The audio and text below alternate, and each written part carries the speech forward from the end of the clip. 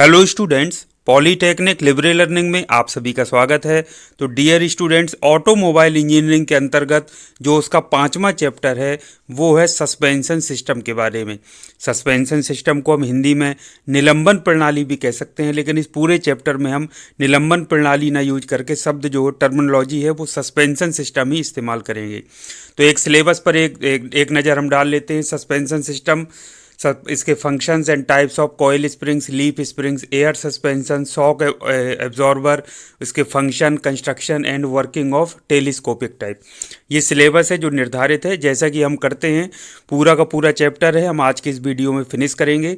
आपका जो काम है वो आपको करना है, आपको पेन और नोटबुक लेकर के बैठना है। जो जो पॉइंट्स मैं आपको बता रहा हूँ वो पॉइंट्स नोट करते चलना है, और साथ में जो डायग्राम बनाने लायक है 2D का, वो डायग्राम आपको बना लेना है ताकि आप उसको एक्सप्लेन कर सकें।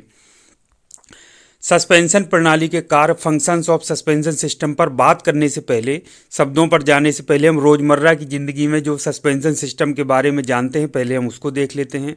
आपने सभी के पास बाइक होगी या आपने बाइक को ज़रूर देखा होगा, आप बैठे होंगे, उसमें आपने देखा होगा कि इस तरीके की स्प्रिंग्स लगी होती हैं। आपने कार भी देखी होंगी, कार में भी आपने देखा होगा कि इस तरीके की स्प्रिंग्स लगी हैं। अगर आपने कभी ध्यान से देखा हो नीचे, या आपने ट्रक और बसेस देखी होंगी तो उसके नीचे कमानीदार स्प्रिंग लगी होती हैं, जो मैं आगे अभी दिखाऊंगा। तो ये सब जो स्प्रिंग जो भी इस्तेमाल हो रही हैं, जो आप देख रहे हैं बाइक में, मोटरसाइकिल में या कार में या किसी भी ऑटोमोबाइल में, तो वही ये क्या है, ये सस्पेंशन सिस्टम कहलाते हैं।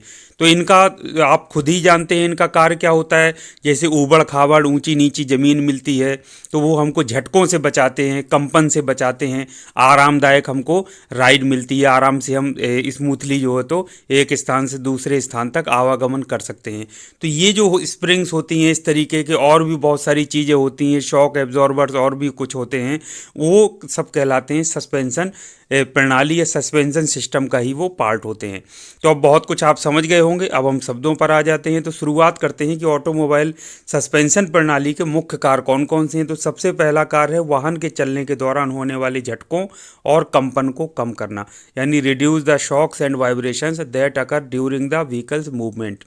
वाहन के पहियों को सड़क के संपर्क में बनाए रखना, keep the vehicles wheels in contact with the road. भाई स्प्रिंग्स की वजह से ही एक हमारी जो पहिए हैं वो बिल्कुल सड़क से चिपक करके चलते हैं, बहुत अच्छे से संपर्क बनाए रख करके चलते हैं। वाहन के नियंत्रण को बेहतर बनाना, यानी इम्प्रूव द व्हीकल्स हैंडलिंग। वाहन की स्थिरता को बनाए रखना, यानी मेंटेन द व्हीकल्स स्टेबिलिटी। और चेसेस और फ्रेम को जोड़ना, तो ये चेसेस और फ्रेम जहाँ पर कनेक्ट होते हैं वो वहीं पर ये इनको स्प्रिंग्स या जो भी सस्पेंशन सिस्टम है उसका इस्तेमाल किया जाता है to connect the chassis and frame. तो ये कुछ मुख्य कार्य हैं आपके ऑटोमोबाइल सस्पेंशन प्रणाली के जो आपने देखे। अब ऑटोमोबाइल के सस्पेंशन में इस पे इस्तेमाल होने वाले स्प्रिंग के प्रकार, ये कार की जगह आप कर लीजिए ऑटोमोबाइल। ऑटोमोबाइल, तो ये ऑटोमोबाइल के सस्पेंशन में इस्तेमाल होने वाले स्प्रिंग के मुख्य 3 प्रकार हैं। पहला होता है आपका कॉइल स्प्रिंग। कॉइल स्प्रिंग को हिंदी में कहते हैं कुंडली स्प्रिंग या कुंडलीदार स्प्रिंग। कॉइल माने होते हैं कुंडली। तो ये कार की जगह आप इसको ऑटोमोबाइल कर लीजिए, या वाहन शब्द का इस्तेमाल ज़्यादा उचित रहेगा कि वाहनों में प्रयोग किए जाने वाली जो स्प्रिंग्स हैं वो कितने प्रकार की होती हैं। तो वो मुख्यतः 3 प्रकार के होते हैं वाहनों या ऑटोमोबाइल में। पहला कुंडली स्प्रिंग या कुंडलीदार स्प्रिंग, दूसरा होता है लीफ स्प्रिंग जिसको हिंदी में कहते हैं पत्ती स्प्रिंग या पत्तीदार स्प्रिंग, और तीसरा होता है वायु सस्पेंशन यानी कि एयर सस्पेंशन जिसको हम कहते हैं। तो आइए एक एक करके बात कर लेते हैं। सबसे पहले बात कर लेते हैं कुंडलीदार स्प्रिंग की। नाम से पता चल रहा है कॉइल मतलब होता है कुंडली, तो इसमें धातु के तार को कुंडली के रूप में बनाकर मोड़ करके स्प्रिंग का रूप दे दिया जाता है, तो उसको हम कहते हैं कुंडलीदार स्प्रिंग या कॉइल स्प्रिंग। इस तरीके से ये देखिए, diameter of the steel coil, यानी स्टील का एक हमने तार लिया एक व्यास का, और उसको कुंडली के रूप में हम देखिए इस तरीके से मोड़ते चले गए। ये देखिए, ये इस तरीके से हमने कुंडली के रूप में उसको मोड़ करके स्प्रिंग का रूप दे लिया। ये तो टोटल आपका स्प्रिंग लेंथ है। ये नंबर ऑफ कॉइल्स इसको कहते हैं, 1 2 3 4 5 6 7 8, और ये पूरा जो डायमीटर है वो स्प्रिंग का डायमीटर कहलाता है। तो इस तरीके से जब हम धातु के तार को कुंडली के रूप में मोड़कर स्प्रिंग का रूप दे देते हैं तो उसको कहते हैं हम कुंडलीदार स्प्रिंग, या फिर हिंदी में अंग्रेजी में कहते हैं कॉइल स्प्रिंग। आपने देखा होगा कि जो कार्स हैं, आपने जो वाहन, अब जरूर एक बार ध्यान दीजिएगा, साइड से दिखता है तो इस तरीके से यहाँ पर ये देखिए कॉइल स्प्रिंग्स लगी हुई हैं, ये देखिए दोनों साइड। इसी तरीके से पीछे के भी सिस्टम में आगे के जो होते हैं दोनों जगह लगे होते हैं। कार वगैरह में अगर आपने ध्यान से देखें तो उसको ज़रूर देखिएगा, रियर एक्सल में देखिएगा और फ्रंट एक्सल में देखिएगा, दोनों जगह आपको आसानी से दिख जाएगा। तो इस तरीके से ये अपना काम करते हैं। तो कॉइल स्प्रिंग का आपने इसमें देखा। तो जब वाहन के पहिए सड़क की अनियमितताओं से टकराते हैं, अनियमितताओं का मतलब ऊबड़ खाबड़ यानी नीची ऊंची सतह से जब टकराते हैं तो कॉइल स्प्रिंग सिकुड़ जाती है, यानी ये झटकों को अवशोषित करता है और वाहनों में बैठे जो यात्री होते हैं और जो उसके पार्ट्स होते हैं उनको बहुत कंफर्ट प्रदान करते हैं, यानी आरामदायक सवारी प्रदान करते हैं। तो ये इनका काम है। इनके लाभ की बात करें कॉइल स्प्रिंग का, तो एक तो आरामदायक सवारी प्रदान करते हैं, तो ये तो करते ही करते हैं, बहुत कंफर्टेबल रहते हैं बाइक में। और जो लग्जरी कार्स होती हैं उनमें आपने देखा होगा कॉइल स्प्रिंग का प्रयोग किया जा रहा है। छोटे और कॉम्पैक्ट होते हैं, छोटे और कॉम्पैक्ट होते हैं। अभी हम लीफ स्प्रिंग की बात करेंगे तो आप देखिएगा उनका साइज बहुत बड़ा होता है और उनकी तुलना में ये बहुत छोटे और कॉम्पैक्ट होते हैं और इनका रखरखाव भी सस्ता होता है। कॉइल स्प्रिंग के अलाप की बात करें तो ये भारी वाहनों के लिए उपयुक्त नहीं होते हैं, जैसे ट्रक है, बस है, उनमें जनरली कमानीदार स्प्रिंग, अभी हम आगे पढ़ेंगे, उसका प्रयोग किया जाता है। और ये सड़क की अनियमितताओं के लिए कम प्रतिरोधी होते हैं। क्यों कम प्रतिरोधी होते हैं मैं आपको अभी आगे बताऊंगा। इनका मूल रूप से प्रयोग कंफर्ट के लिए यानी आराम के लिए किया जाता है। अब बात कर लेते हैं पत्तीदार या कमानीदार स्प्रिंग की, तो उसको अंग्रेजी में कहते हैं लीफ स्प्रिंग। लीफ माने होता है पत्ती, तो इसी को इसलिए इसको कहते हैं पत्तीदार स्प्रिंग, या इसको हिंदी में कमानीदार स्प्रिंग भी कहते हैं। आपने ऑटोमोबाइल की शॉप्स में ये कमानीदार स्प्रिंग जरूर देखी होगी, मुझे पूरा विश्वास है। ट्रकों के नीचे आप झांक कर देखेंगे या बसों के नीचे आप झांक के देखेंगे तो भी आपको कमानीदार स्प्रिंग लगी हुई दिख जाएगी, जो कि इस तरीके से कुछ दिखाई देती है। तो इसमें बहुत सारी पत्तियां, धातु की प्लेट्स होती हैं, पत्तियां एक के ऊपर एक रख करके, तो जो ऊपर वाली सबसे पत्ती है उसकी लंबाई सबसे ज़्यादा, उसको मास्टर लीफ कहते हैं। फिर उसकी लंबाई कम होती जा रही, दूसरी वाली की लंबाई और कम होगी, इसके नीचे रखा, फिर तीसरी, चौथी, पांचवी, तो जो लेंथ है पत्तियों की वो कम होती जा रही है। लेकिन एक के ऊपर एक जोड़ करके फिर हम यू बोल्ट लगा करके या क्लिप लगा करके फिर इसको, इन सभी पत्तियों को एक आपस में बांध देते हैं और फिर ऑटोमोबाइल में फिट कर देते हैं। तो ये स्प्रिंग की तरह क्या करता है, काम करता है। तो इसको कहते हैं हम कमानीदार स्प्रिंग, या अंग्रेजी में कहते हैं लीफ स्प्रिंग, और हिंदी में इसको पत्तीदार स्प्रिंग भी हम बोल सकते हैं। इसको कई बार अंग्रेजी में लेमिनेटेड स्प्रिंग भी कहा जाता है। तो ये एक ही टर्म है और इसमें अलग नहीं है। तो सीधी सिंपल सी बात है कि धातु की बहुत सारी पत्तियों को मिलाकर जब हम स्प्रिंग का रूप दे देते हैं तो उसको पत्तीदार स्प्रिंग या कमानीदार स्प्रिंग कहते हैं। तो ये बहुत सारी धातु की पत्तियों से मिलकर बनी स्प्रिंग है, जिसे हम पत्तीदार स्प्रिंग या कमानीदार स्प्रिंग कहते हैं। तो जब वाहन के पहिए सड़क की अनियमितताओं से, मतलब ऊंची ऊबड़ खाबड़ जमीन से टकराते हैं तो लीफ स्प्रिंग मुड़ जाता है, झटकों को अवशोषित करता है और वाहन के यात्रियों और भागों को आरामदायक सवारी प्रदान करता है। तो ये कुछ इस तरीके से होता है। देखने में आपने जरूर देखा होगा, नहीं देखा है तो अब आप जरूर देखिएगा। आप पीछे से जब ट्रक वगैरह में झांक करके देखेंगे तो इस तरीके से ये आपको लगी दिखाई देगी लीफ स्प्रिंग, ये इस तरीके से लगी दिखाई देंगी। तो इसको जरूर देखिएगा। और इसके साथ में आपको इस तरीके से जो लगे दिखाई देते हैं वो शॉक एब्जॉर्बर होते हैं। तो ये तो स्प्रिंग है और ये आपके शॉक एब्जॉर्बर भी, जो शॉक को, झटके को अवशोषित करने के लिए, वो भी आपको लगे हुए इस तरीके से दिखाई दे सकते हैं। तो इस तरीके की जो स्प्रिंग होती है उनको कहते हैं लीफ स्प्रिंग या कमानीदार स्प्रिंग। इसके लाभ की बात करें तो ये भारी वाहनों के लिए उपयुक्त हैं और सड़क की अनियमितताओं के लिए अधिक प्रतिरोधी होते हैं। चाहे जितनी ऊबड़ खाबड़ जमीन आ जाए, ये उसकी ज़्यादा उसका प्रतिरोध कर सकते हैं। इसके अलाप की बात करें तो ये ज़्यादा कंफर्ट के लिए यूज नहीं किया जा सकता है, रफ एंड टफ वाहनों के लिए यूज किया जाता है, आरामदायक सवारी प्रदान नहीं करते हैं और बड़ा और जटिल होता है। आपने देखा इसका साइज, और रख रखाव में महंगा होता है। तो ये इसके कुछ अलाप भी हैं, डिसएडवांटेजेस भी हैं।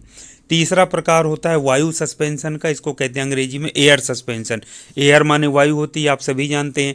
तो इससे नाम से ही सुनने में पता चल रहा है कि इसमें वायु का, यानी कि संपीड़ित वायु का प्रयोग स्प्रिंग के रूप में किया जाता है। स्प्रिंग का जो मेन फंक्शन है आपने उसमें देखा, झटकों को अवशोषित करना या कंपनों को अवशोषित करना या कम करना, ये मूल काम होता है। तो उसमें संपीड़ित वायु का प्रयोग करके ये कार्य हम पूरा करते हैं, तो उसको हम कहते हैं वायु सस्पेंशन या एयर सस्पेंशन।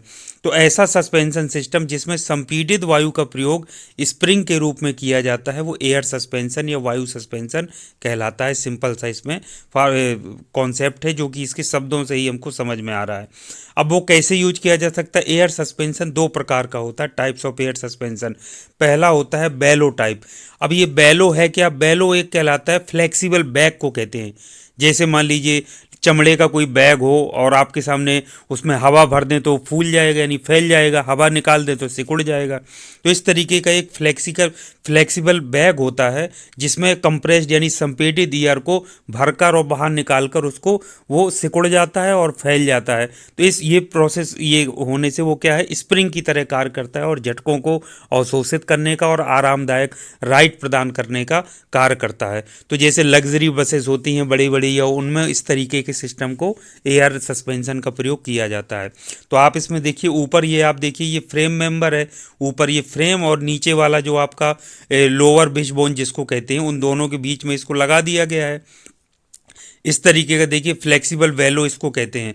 बताया ना, फ्लेक्सिबल बैग की तरह होता है जिसमें हवा भर दी जाती है और हवा निकल जाती है। तो ये लोअर बिस्बोन और ऊपर फ्रेम मेंबर में बीच में इसको जोड़ दिया जाता है और इसमें कंप्रेस्ड एयर को, एयर इसमें लिखा है मतलब संपीड़ित वायु को इसमें भरा जाता है और उससे निकलता है। तो ये प्रोसेस जब लगातार चलती है तो वो स्प्रिंग की तरह क्या होता है, फिर कार्य करने लगता है। तो इसको कहते हैं कि बेलो टाइप एयर सस्पेंशन। दूसरा होता है पिस्टन टाइप भी होता है। तो ये वही चीज़ है, ऊपर फ्रेम है, नीचे आपका लोअर बिस्बोन है और उसके बीच में आप देखिए ये पिस्टन लगा हुआ, ये पिस्टन रॉड है, ये पिस्टन लगा है, उसके अंदर एयर भरी है। ये आपका मेटल का एयर कंटेनर है यानी सिलेंडर है, उसके अंदर क्या है, ये पिस्टन मूव करता है, एयर भरी हुई है, एयर ऐसे वर्किंग सब्सटेंस कार्य करता है। तो वो जब ये पिस्टन के रूप में कार्य करता है, ये आप देखिए फ्लेक्सिबल इसमें डायफ्राम लगा होता है। तो ये मतलब ऊपर नीचे गति करता है जब सड़क की अनियमितताओं से ही टकराता है। तो इसको कहते हैं हम piston type air suspension system. Concept वही है, जो इसमें वर्किंग फ्लूइड है वो आपका कंप्रेस्ड एयर है। तो कंप्रेस्ड एयर के लिए इसमें वही फिल्टर से होकर के कंप्रेसर लगा होता है, कंप्रेसर में कंप्रेस किया जाता है, एक्यूमुलेटर होता है यानी एयर टैंक होता है, वहाँ पर एयर रहती है और फिर आगे पीछे जो भी टायरों में होता है पाइप के माध्यम से वो संपीड़ित वायु को प्रवाहित करके ये हम जो स्प्रिंग का कार्य है वो लेते हैं।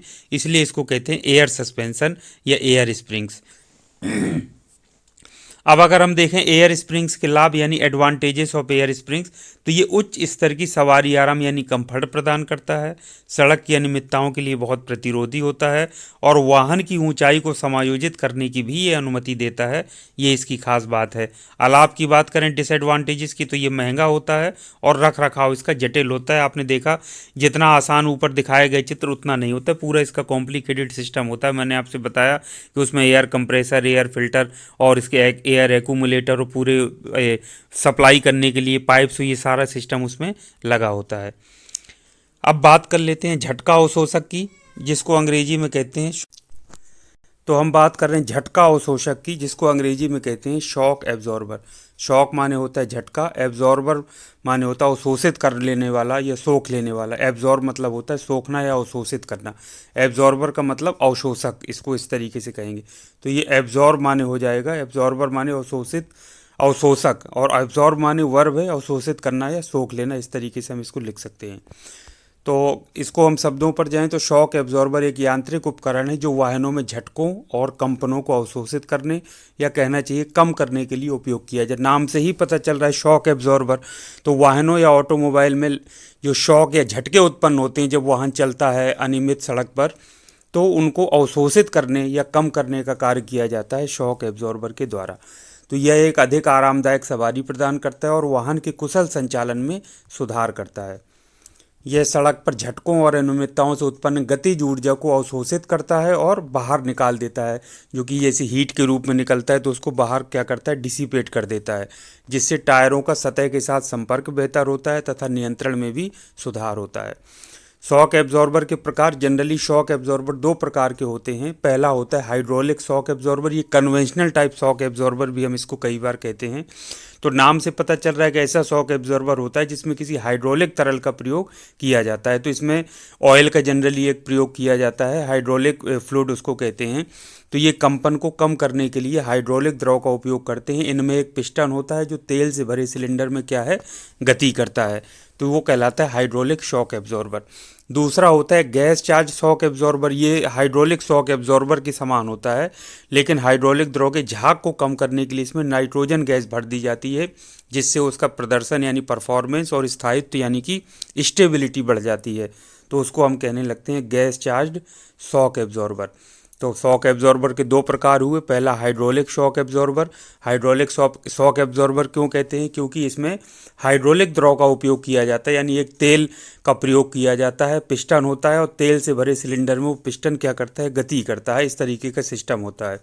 गैस चार्ज शॉक एब्जॉर्बर में ये भी हाइड्रोलिक शॉक एब्जॉर्बर या पारंपरिक शॉक एब्जॉर्बर के समान होता है, बस इसमें हाइड्रोलिक द्रव के झाग को कम करने के लिए क्या करते हैं, नाइट्रोजन गैस भर दी जाती है। तो उसको कहते हैं गैस चार्ज शॉक एब्जॉर्बर, जिससे उसका प्रदर्शन और स्थायित्व तो बढ़ता है। अब बात कर लेते हैं जो आपके सिलेबस में है, टेलीस्कोपिक शॉक एब्जॉर्बर की कार्यप्रणाली यानी working of telescopic shock absorber. तो मैं आपको बता दूं कि जो आप ऊपर अभी हाइड्रोलिक शॉक एब्जॉर्बर पढ़ रहे थे, उसी का ये एक प्रकार है टेलीस्कोपिक टाइप शॉक एब्जॉर्बर। तो टेलीस्कोपिक टाइप बिल्कुल इसकी सिंपल कंस्ट्रक्शन होती है। अगर आप ध्यान से देखें तो देखिए शॉक एब्जॉर्बर को एक तो चेसिस आई इसको होता है, यानी ऊपर चेसिस और नीचे जो होता है आपका एक्सल, ये एक्सल आई है तो दोनों के बीच में लगाना होता है। तो एक्सल आई और ये आपका चेसिस है, इन दोनों के बीच में लगाना होता है। ये एक सबसे पहला पॉइंट तो ये आएगा कि हाइड्रोलिक टाइप का जो शॉक एब्जॉर्बर है उसी की कैटेगरी में आता है। इसमें दो आपके सिलेंडर होते हैं, एक वाय सिलेंडर होता है और एक आंतरिक सिलेंडर होता है। तो जो आंतरिक सिलेंडर होता है वो वाय सिलेंडर के अंदर क्या करता है, गति करता है। तो आंतरिक सिलेंडर में क्या होता है, एक पिस्टन लगा होता है, ये आप देख रहे हैं, ये इनर सिलेंडर है, ये आंतरिक सिलेंडर है और ये आपका आउटर सिलेंडर है, ये वाला बाहर। और ये क्या है, ये पिस्टन देखिए लगा हुआ है इसमें। और इसमें एक जो वाल्व होता है, ये रिजर्वॉयर मतलब इसमें तेल भरा होता है, हाइड्रोलिक टाइप का है, मैंने आपसे बताया। और इसमें क्या करते हैं, ये पिस्टन रॉड है, ये देखिए ये वाली ये आपकी पिस्टन रॉड है और ये पिस्टन लगा हुआ है। तो ये पिस्टन जैसे ही मतलब झटके लगते हैं तो ये क्या करता है, नीचे की तरफ ट्रेवल करता है। तो ये टू वे वाल्व यहाँ पे देखिए, आप देखिए लगे हुए इसी तरह का टू वे वाल्व नीचे जो लगा है उसको फुट वाल्व कहते हैं। तो इन्हीं वाल्व से क्या है, टू वे वाल्व का मतलब है कि दोनों तरफ से इन और आउट क्या है, द्रव जो होता है, तेल भरा हुआ है वो इन और आउट हो सकता है, इसलिए इसको टू वे वाल्व कहते हैं। तो जैसे ये झटके लगते हैं तो ये नीचे की तरफ ट्रेवल करता है, फिर ऊपर की तरफ, तो ये यहाँ पे ऑयल दोनों तरफ से सप्लाई होता है। तो इसी क्रम में ये इस तरह से झटकों को अवशोषित करता है और लगातार ये प्रोसेस चलती रहती है। तो इसको आप स्क्रीनशॉट कर लीजिए, बिल्कुल सिंपल सा है। ऊपर देखिए चेसिस आई है, यानी ये वाला हिस्सा ऊपर चेसिस में फिट होगा और नीचे वाला ये एक्सल आई है, एक्सल में फिट होगा। और बस इसमें कॉन्सेप्ट याद रखना है कि दो सिलेंडर होते हैं, आउटर सिलेंडर और इनर सिलेंडर। इनर सिलेंडर क्या होता है, आउटर सिलेंडर के अंदर फिट होता है और इनर वाले सिलेंडर में पिस्टन और पिस्टन रॉड लगी हुई जो आपको दिख रही है और तेल भरा होता है। और टू वे वाल्व जो पिस्टन के साथ में आप देख रहे हैं, यहाँ टू वे वाल्व लगा हुआ है और नीचे भी इसी तरीके का एक टू वे वाल्व इस्तेमाल किया जाता है जिसको फुट वाल्व कहा जाता है। बाकी सब इसी तरीके के और भी कंपोनेंट इसमें होते हैं। तो इसका सबसे पहला जो पॉइंट आएगा, ये हाइड्रोलिक टाइप का शॉक एब्जॉर्बर है, क्योंकि हाइड्रोलिक फ्लूइड यानी तेल का इस्तेमाल, ऑयल का इस्तेमाल हुआ है। और ये टेलीस्कोपिक शॉक एब्जॉर्बर सबसे आम प्रकार का शॉक एब्जॉर्बर है जो बहुतायत से इस्तेमाल किया जाता है। यह दो सिलेंडर से बना होता है, एक बाहरी और एक आंतरिक, यानी कि आउटर सिलेंडर और इनर सिलेंडर ऊपर हमने बात किया। बाहरी सिलेंडर में आंतरिक सिलेंडर फिट होता है, ऊपर आपने देखा बाहरी सिलेंडर मतलब बाहर का, उसके अंदर आंतरिक सिलेंडर यानी इनर सिलेंडर है। आंतरिक सिलेंडर में आपने देखा पिस्टन और पिस्टन रॉड लगी हुई है जो ऊपर नीचे गति करता है। जब वाहन झटके खाता है तो पिस्टन आंतरिक सिलेंडर के अंदर नीचे की ओर जाता है, इससे बाहरी सिलेंडर ऊपर की ओर जाता है। तो बाहरी सिलेंडर में एक तरल पदार्थ होता है, तरल पदार्थ पिस्टन के नीचे और ऊपर की ओर बहता है। दोनों टू वे वाल्व आपने देखे, और तरल पदार्थ के बहने से पिस्टन की गति को धीमा किया जाता है, यानी कि वो जो शॉक या झटके होते हैं उनको इस प्रकार से वो क्या करते हैं, अवशोषित कर लेते हैं या कम कर लेते हैं। टेलीस्कोपिक शॉक एब्जॉर्बर के लाभ एडवांटेजेस की बात करें तो यह एक सरल और विश्वसनीय डिजाइन है, कम रखरखाव की आवश्यकता होती है और ये विभिन्न प्रकार के वाहनों के लिए उपलब्ध हैं जिनका प्रयोग हम कर सकते हैं। अलाप की बात करें तो ये अन्य प्रकार के शॉक एब्जॉर्बर की तुलना में अधिक महंगा हो सकता है। ये उच्च गति पर, जब गति बहुत ज़्यादा होती है तो उतना प्रभावी नहीं हो सकता है और नियमित रूप से इसमें रखरखाव की आवश्यकता होती है, क्योंकि वो हाइड्रोलिक फ्लूइड या तेल का इस्तेमाल उसमें किया गया है। तो ये किसी प्रकार की, कई बार अगर मेंटेनेंस हम समय पर ना करें तो उसमें कई तरीके की प्रॉब्लम्स हो सकती हैं। तो ये है आपका टेलीस्कोपिक टाइप शॉक एब्जॉर्बर। तो सिलेबस के अकॉर्डिंग हमने पूरा सिलेबस कवर किया। अब आपका जो काम है वो आपको करना है पूरा पॉइंट वाइज, जो जो मेन पॉइंट्स हैं उनको नोट कर लीजिए। जो बनाने वाले डायग्राम है 2D उनको आप बना लीजिए। जो समझने वाले हैं वो आप समझ गए हैं, क्योंकि सस्पेंशन सिस्टम डेली हम देखते हैं, आप हमेशा से देखते आ रहे हैं। तो इसका कॉन्सेप्ट समझना बिल्कुल आसान है, कोई दिक्कत नहीं है। तो शुभकामनाओं सहित आज की इस वीडियो को यहीं समाप्त करता हूँ। Thank you very much. आप सभी का दिन मंगल में हो।